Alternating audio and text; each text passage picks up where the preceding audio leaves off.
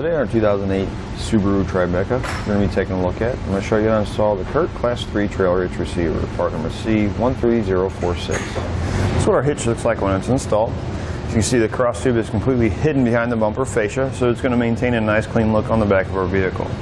The outer edge of our receiver tube is nice and flush with the outer edge of our bumper fascia, so we're not going to have to worry about hitting our legs or our shins on it when we're loading and unloading the back of the vehicle. This is going to be a Class 3 hitch. It's going to be 2-inch by 2-inch receiver tube opening. It's going to have a reinforced collar to give us a little extra stability on our receiver tube. Hitch pin hole is going to be 5/8 inch in diameter. Now the hitch pin and clip does not come with this hitch.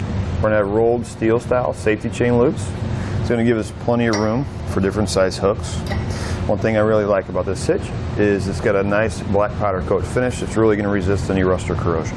As far as weight capacities go with this hitch, we're going to have a 350 pound max tongue weight, which is a downward pressure on the inside of the receiver tube. And we're going to have a 3,500 pound max gross towing weight, which is how much the hitch can pull.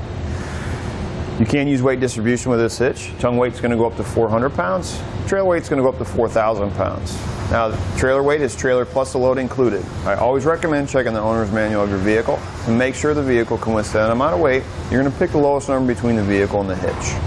Now let's give you a few measurements to help you when deciding on any hitch mount accessories you may need, such as a bike rack, ball mount, or cargo carrier. From the center of the hitch pin hole to the outermost part of the bumper, you're going to be about 2 inches. From the ground to the top innermost part of the receiver tube, it's going to be about 13 3/4 inches. Now let's show you how to get this installed. First thing we're going to do to start your installation is you need to lower your spare tire. Once you have your spare tire removed, there's 2 plastic clips here on your bottom of your fascia. Take a flathead screwdriver, and we need to remove both of those clips. We're going to pry out the center, just like that. Do the same thing with this one. Next, you're going to need your larger carriage bolt, your larger spacer block, and a pull wire. Put a slight bend at the end of it. We're going to be using this hole.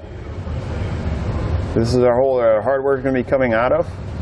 But we got to use this hole up here as our access hole. What we're going to do is we're going to take the spring end of our pull wire, push it up through this hole, and come out over here. There. So do that. Go ahead and put on your spacer block. I'm going to go ahead and push that in to my frame rail. And you're going to thread on your carriage bolt. Push that in. Come down like that. And we're going to do that same thing for this side of the vehicle. Next, we're going to take the smaller carriage bolt, smaller pull wire, smaller spacer block. We're going to be going into this hole and then the same hole on the other side of the bumper beam. So we're going to do this the same way we did the other two. And the directions tell you not to put these in until after these. It really doesn't make a difference if you wait to put those in. I like putting them in first.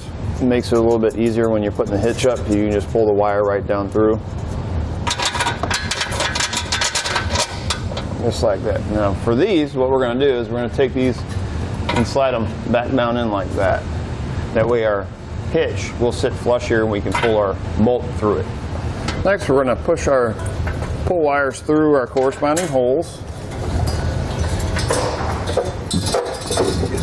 Up behind. I'm going to go ahead and take off my pull wire here on one side and thread on my flange nut. This will hold my hitch up.